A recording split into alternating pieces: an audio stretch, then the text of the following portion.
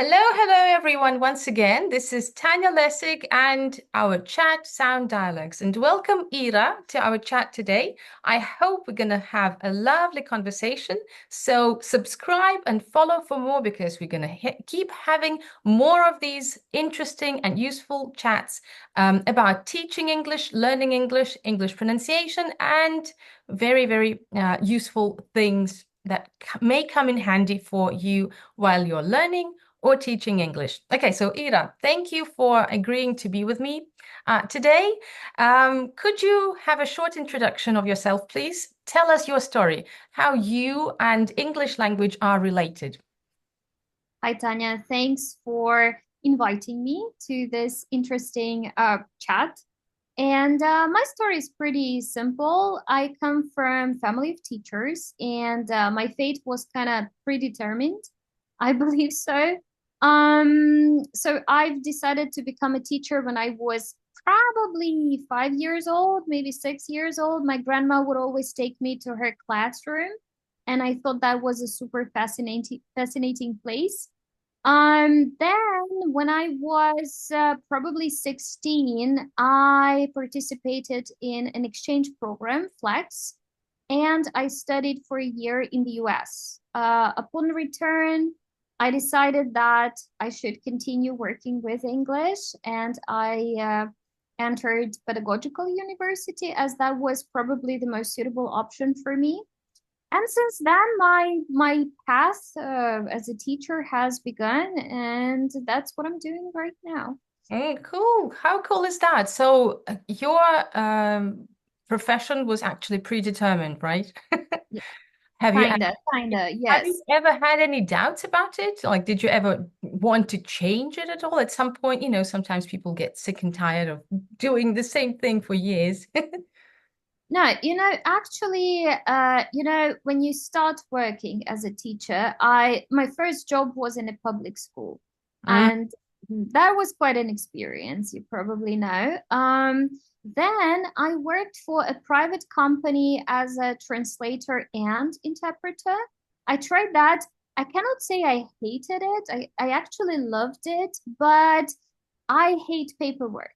And being an interpreter sounds good, but you don't get to interpret that often.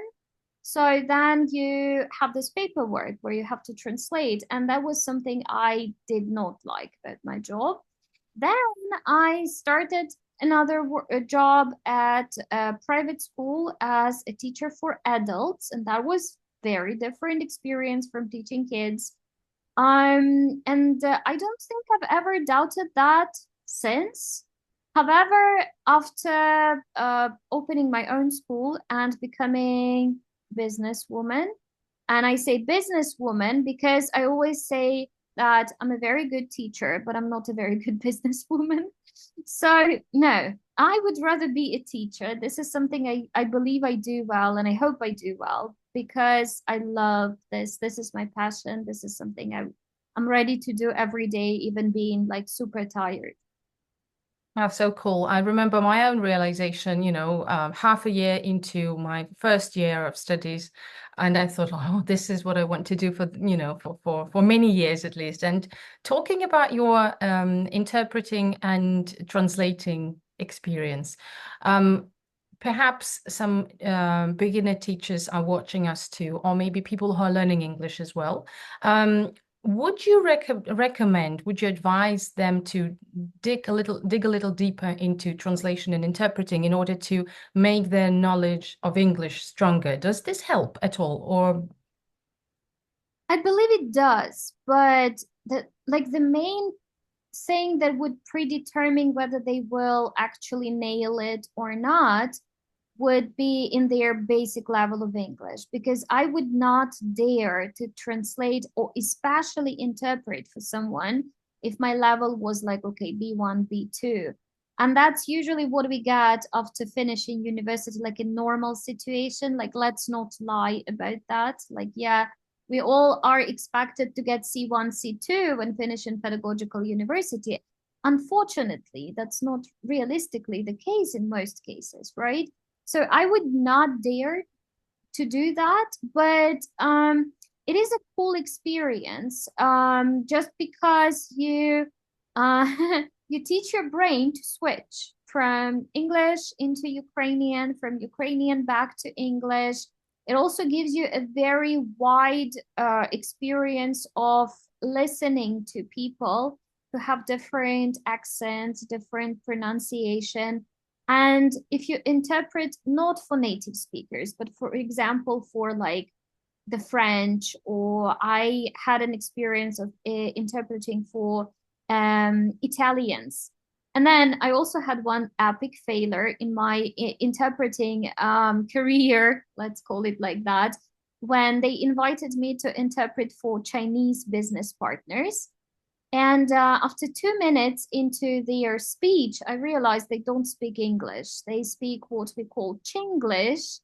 And I understand like every fifth word. And in between, it's just like blah, blah, blah, blah, you know? Um, that was really an epic failure. Everybody was like super disappointed because I just could not. I told them like, I'm sorry, people, like I cannot translate this. I've never had experience working with the Chinese. Mhm. Um, so you have to be ready for like very changeable situation. You can, for the lesson you can make a lesson plan. For interpretation you cannot. So that's totally different. That's true, but you can make some preparations. But that's us talking if we are like really learning, studying to be like a professional interpreter. Obviously, we can do some exercises. So when it comes to choosing an interpreter and translator as a profession, that's one thing. But whether this kind of exercise would help our learners or even the teachers in terms of getting the better knowledge, the stronger knowledge of English, I would actually support the idea of giving a go at some exercises that just, trying to interpret a couple of sentences from a speaker, trying translating a couple of paragraphs. I see sometimes teachers or methodologists say, "Oh no, you should stop translating at lessons," but I really don't understand why. I mean, yeah, we shouldn't fill in the lesson completely with the translation exercises, obviously, but we shouldn't quit it completely. That's my, I strongly support translating because it gives you a deeper understanding of the subject you're talking about. Because I remember my teacher of general English at the university, he was also like telling us stories, and he was sharing the story when he was interpreting for some clients of his at some point, and they traveled to the fishing farm. And there, like, what could go wrong? And there they started naming the different types of fish they were growing. And he was like, I only knew carp. So he was saying that it was also a failure on his side. Yeah, and this is something we can just, encounter. But understanding of the subject, a deeper understanding of the subject, comes with translating exercises. So I wouldn't quit this completely. You mentioned the Flex program. So I have a specific question about this. Was it or was it not difficult for you at the time when you just arrived to understand the native speakers around you? Or maybe these were the international students that gathered together, carrying different accents plus the native speakers. So whether you had any troubles understanding, listening to the native speakers, and if you did, how did you overcome them?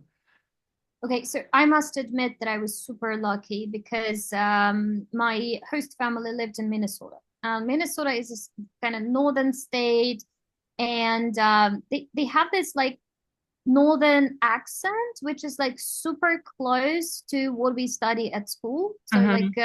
probably things we hear when we do regular listening at school lessons. There were some words which were pronounced slightly different, but it wasn't huge. I just remember that I met a girl on a plane that we were traveling together with from Ukraine to, well, first we flew to Cincinnati, and then everybody was flying to their own state. And we kind of kept in touch afterwards, and she went to Alabama. And she would like text me. We used ICQ. Remember that was Yeah, ICQ or of something like course. I'm an oldie, just no like Zoom, no Skype, like this weird chat that we had on a computer, cracking noises and stuff like that.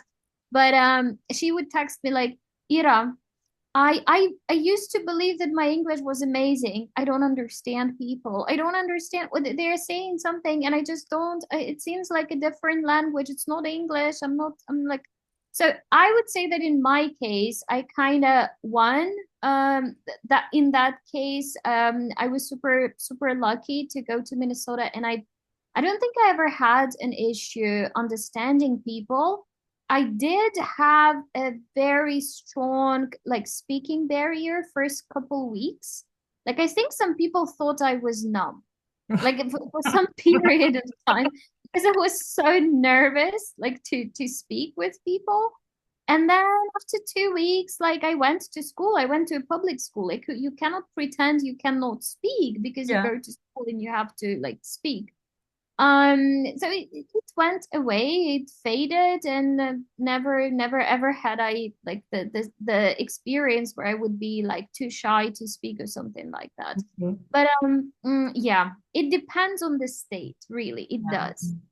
Yeah, it depends on the state, and it also depends on your type of personality, because I sometimes find it I couldn't say, well, not strange, but if a person in his or her mother tongue is very shy and doesn't like public speaking, and then they are surprised why don't they like public speaking in English, well, this may come as a surprise, yeah.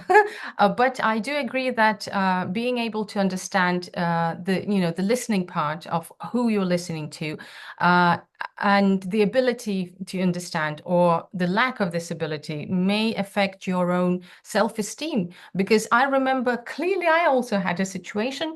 I was already in London for several years, and I specially calculated at that moment it had been 17 years that I'd been studying English. And I remember I was working in a shop, and a guy came in and he started talking to me. And I couldn't understand a single word. I understood that this was English, but I didn't figure out anything. And like I asked him to repeat about 4 times.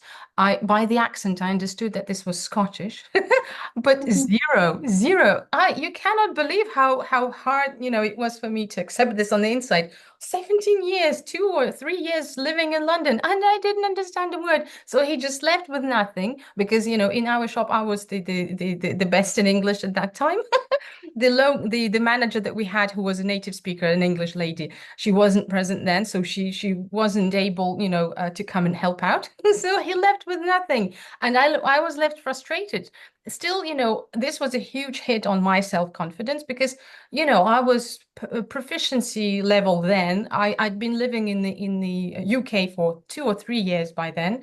All the possible certificates, speaking with native speakers on a daily basis, and zero understanding of a Scottish accent. So yes, it does matter, what kind of an accent you get. Like you said, the Chinese English and so on. Um, but uh, have you had any embarrassing or funny moments when it came to trying to understand, or when there were any cases of mispronunciation? Well, it did not happen exactly with me, and it happened a bit later. So that was my second time in the US, and I kind of like I arrived in the US in summer because I was applying to American college to study further. But during the summer, I wanted to work because like you need to survive in the US, and it's not like super Anyway. cheap to do that. So my host family, they found me a job at some, I would say like photo gallery, photo studio, which was like really cool uptown place with very interesting visitors. And I had a colleague who worked together with me. She was a woman from Mexico. English was not her first language, and her name was Olga. By the way, when I heard the name, I thought, okay, she's probably from Ukraine or our neighbors. But she was Mexican. And one day I arrive in the office, and here's Olga, like super terrified, shaking. And I said, what has happened? And she told me I was threatened on the phone that I'm gonna die. And I'm like, what? She said, somebody called me and told me that I'll be dead. I said, dead? Like in the office? You? Like, why would they call the office to tell you that you are going to be dead? So the thing was that there was a company calling the office to tell that we have a debt. Like we owed money to someone, literally. And Olga decided that she'll be dead, you Oh know. my goodness. So that was really funny because when we actually like in the end when we figured out what was going on, Olga was like, "Oh my God, I was already thinking of buying pepper spray because I was afraid to go home." I was like, "Okay, that's just, miscommunication on the phone." So that's probably the funniest thing that ever happened, like in terms of pronunciation. I had tons of bloopers in terms of using wrong word. Like I didn't know what it means to pass away. And when somebody said that somebody passed away, I said congratulations. And people were like, "What the hell is wrong with you?" But I thought it was like moving to a better place, which is literally is moving to a better place, just in a kind of different way.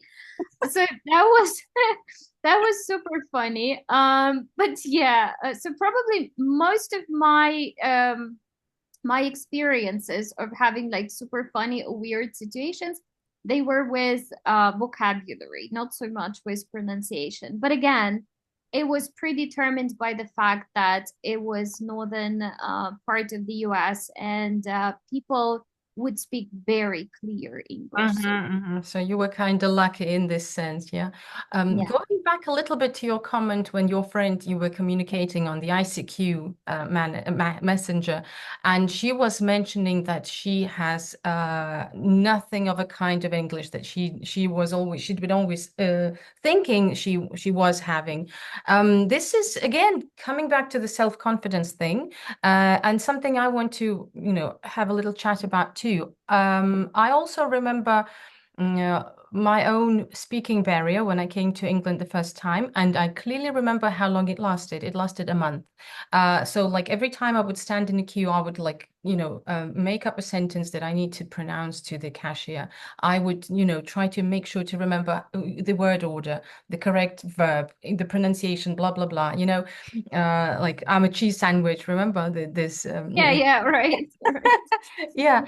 So I clearly remember having this, this barrier on the inside, and this being, a little bit nervous about how I will say things, whether I will say everything correctly or not. Although at that point I was already an advanced English user, and it passed in about a month's time. But what I did for that, it was I immersed myself into English language world completely. So I didn't have, yeah, obviously I did have a couple of friends who were Ukrainian speakers, but apart from that, where we just had a couple of words in the morning and after studies or after work in the evenings, that was it about speaking in your own language. Everything else was in English. And to the contrast, I remember knowing some people, some Ukrainians who would surround themselves by Ukrainian or Polish or Russian everywhere at work, at studies. So they had, just a tiny touch of English. And their English was at a very horrible level. I knew a person who had lived there for 10 years. And he could only manage to say, to put together like two or three sentences, 10 years living in London. And this was really, really, strange for me. So if you want to get rid of the speaking barrier, my advice to you would be just, at a maximum level, even if you're not in an English speaking country, surround yourself by English everywhere. Put your, I don't know, computer, your gadgets into English language, switch everything, all the menus. That helps, seriously. Watch TV, Yeah. listen to the news in English. Maybe you could also give a couple of pieces of advice. Well, I would say that big difference in my life made listening to music. So I come from a family where my parents adored music and they loved music in English. Like my mom's favorite singer is Freddie Mercury. So yeah, I grew up on his songs, and it was kind of like a trend among me and my friends that we would listen to songs and remember. I don't know if you've done that, but that was like a thing I really loved doing. First, when our level of English was not super good to write down in English, we would write it down in Ukrainian, like something like, I don't know, whatever song it is, we would just like write it in Ukrainian. Later, when we were a bit older, like eighth, ninth, 10th grade, we would write it down in English. Sometimes we didn't know how to spell the word. Sometimes it was not spelled correctly, never mind. But we had those notebooks with like beautiful stickers colored with Yeah, yeah, pencil. yeah. The diaries, the friendship Ah, diaries. Yes. Yeah, right. we And also we would had. have those transcribed songs in them, you know? So Yeah. every time I need, like, I feel like I need to work on my pronunciation, I would listen to English music. And I still do that. I even remember before I was to take my IELTS exam, we went into this like hotel hall where all the students were gathered together, all the candidates were gathered together. And you know, I hate this panic atmosphere where everybody's like, "Are you afraid? How afraid are you?" On the scale from 1 to 10, like describe being scared or something like that. So I just put my earphones in my ears and I turn on the music and I listen to music in English. And it kind of sets me in the mood of speaking English, of like reproducing it properly and things like that.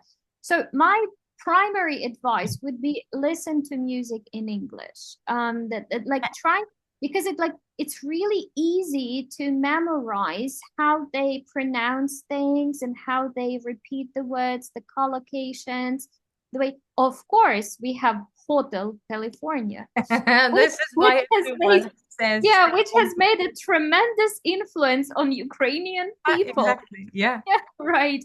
But it's like, and there are many exceptions where language is not used exactly to the rules, but still, Yeah. the pronunciation would I'm come loving it. Yeah. then. Dun, dun, Yeah, dun. I'm loving it. Right.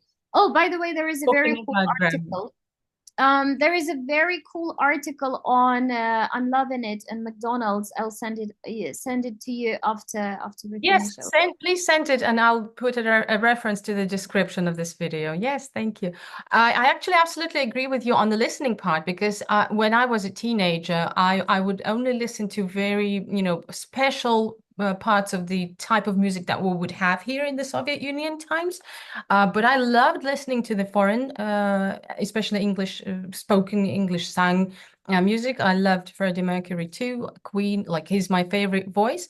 And exactly when my level of English wasn't good enough yet, what I was doing, I was just trying to perceive whatever he or they were singing through the ear. So I was trying to reproduce, even though, I'm not even talking about the spelling. I was just trying to perceive and reproduce what was sung. Perhaps these words were not even correct, at times. They most probably weren't correct at times, but I was trying to just, use my ears and my musical understanding of the sounds, and this really helps the pronunciation.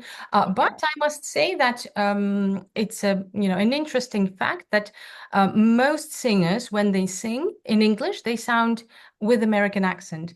And if you listen to the British singers, so do they as well, because when we sing, we relax our vocal cords and the sound come out more naturally and less tense. That's why this tension that we have when we speak with the British accent fades away and the sounds come out more relaxed. That's why a lot of people joke about that. Why do British sound American when they sing? So this is why, this is the reason. Now you know. Yeah, well, I actually noticed that because like I love Ed Sheeran as well. Like, I mean, you cannot just unlike him or dislike him. We Um, not know. and I listen to his, well, just I think he's cool. I think I just maybe I don't like him as a personality, but I love his songs. So the point was that when you listen to his songs, like you would never say that he's British. It definitely sounds like an American singer. But then I kind of came across his interview, and there he speaks his Irish English, you know, because he's Irish. And I'm like, what was that? Come again? What did What? you say? You Yeah. know, I could not really understand, like, why do I understand the songs, but I don't understand the interview? Like that's creepy. But yeah, that's why.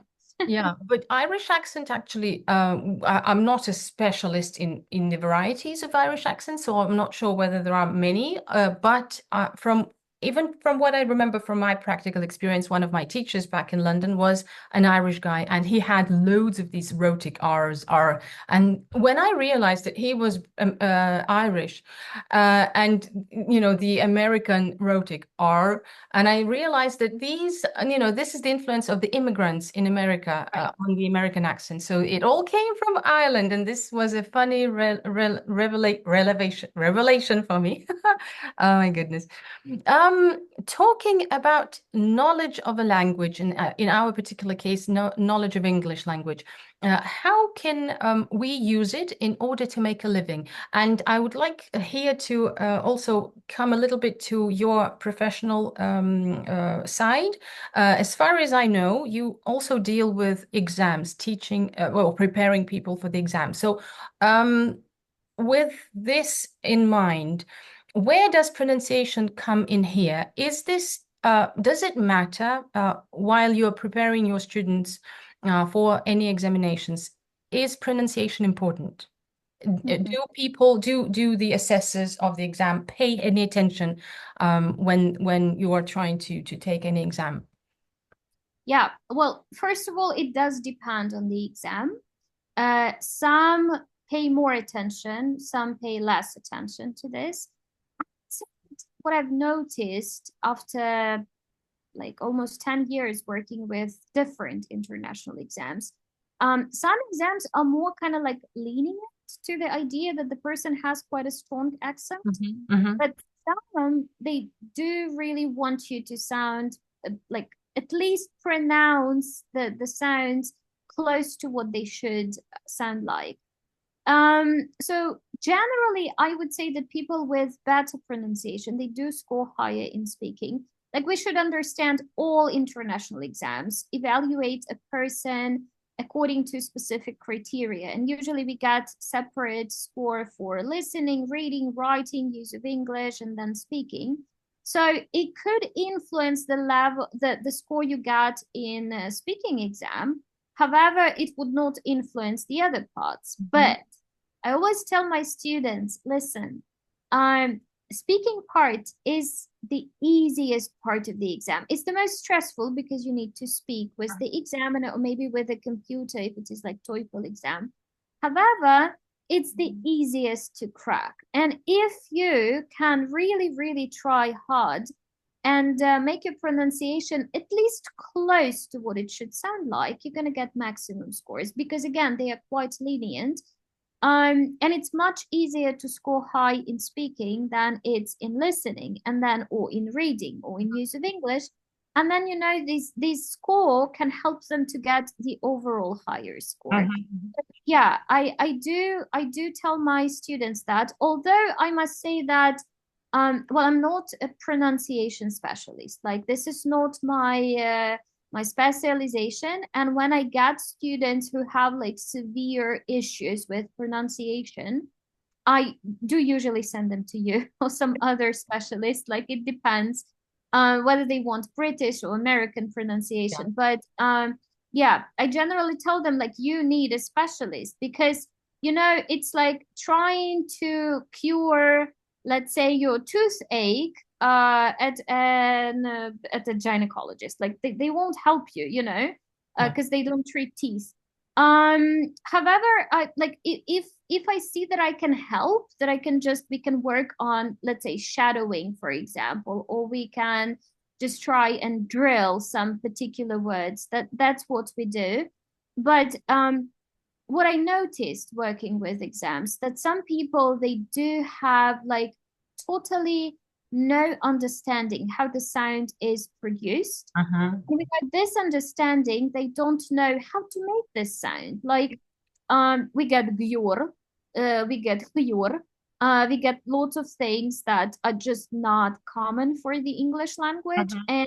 And I'm trying to show them, I'm trying to tell them, I send them videos, they still can't do it, then I say, okay, you need a specialist who will put it in its own places. Mhm. So yeah, I would say it's both important. However, it's not like the first thing. Mhm. And also, what I would add, and I've been thinking a lot about this in terms of exams and in terms of pronunciation. I think it's important to remember about this idea, fluency versus accuracy. So some students, they get so obsessed with the idea of pronouncing things correctly that they sound completely artificial. They sound completely like lost in what they are saying. They sound like they dig very deep in their mind to take out the word and say it. So I think with international exams, it's important to be accurate, but also be fluent. And if there is a choice between accuracy and fluency, to go for fluency. Mhm. Which exams do you teach for, if you could just mention here as well? Many of them. So I do teach for Cambridge exams. They are my favorite ones, starting from FCE, then go CE and CPE. I do teach for IELTS exam. I do teach for TOEFL exam, and I do teach for SAT. Hmm. SAT is very different because it's basically testing your English on the same level as NMT tests Ukrainian language for Hmm. Ukraine. Okay, Just a okay. bit different. Yeah. Yeah, and talking about understanding how the sounds are created, where they are articulated, I absolutely agree with you that when a user or a learner of English doesn't know how and where to articulate the sound properly, they continue to sound as if they're speaking in their own language, but just using the words of an English language. So yeah, that's where we still keep our like mother tongue accent, and that's when people say, "Oh, you're from Eastern Europe." So if, for example, you have a need for presenting abroad or in front of your foreign partners, yeah, well, I couldn't say that you must have an ideal, a perfect accent. This is something I usually say, no, no, no, no one should have a perfect accent because not everyone is capable of getting one. But we should go for the intelligibility. And this is, I would say, something in between what you mentioned, over articulation when we are being very slow, but we are producing every single sound in a perfect way. This does sound artificial, and over articulation doesn't help us be fluent. Yeah. But the fluency, we should also be careful here. If the person mispronounces the basic sounds, he or she will sound, yes, fast, but a little bit not natural, I would say. So we have to stick to the golden middle, in my belief. We have to be intelligible so that people understand what we are saying, if we're not saying it perfectly, but so that we don't have a situation when you were mentioning the Chinese interpretation part, I still cannot forget about it. So yeah, intelligibility and your inner comfort. If you're Right. fine with this, with the accent that you have at the moment, and if people understand what you're saying, why torture yourself? Yeah. Um, a couple recommendations from you. We're getting closer to the end of our chat. So I would like to ask for a couple of recommendations to those people who are learning English, who are maybe teachers trying to make themselves, better in their current situation of knowing English. And maybe they are facing some difficulties when speaking, when presenting in English, using English for their work. So, what would your recommendation be in general? How and where could they get rid of this barrier, fear of public speech, and general improvement of their English speaking skills? Well, I'm not gonna be demure here, I or remember your very story. mindful or super cutesy. I'm gonna tell the truth as it is, work. Like everything comes with work. Whatever whatever thing you want to achieve, you need to work to achieve it. I think only those who are born with a silver spoon in their mouth get the things they want without much work. Still, if you want to sound like we are proficient in language, we need to work.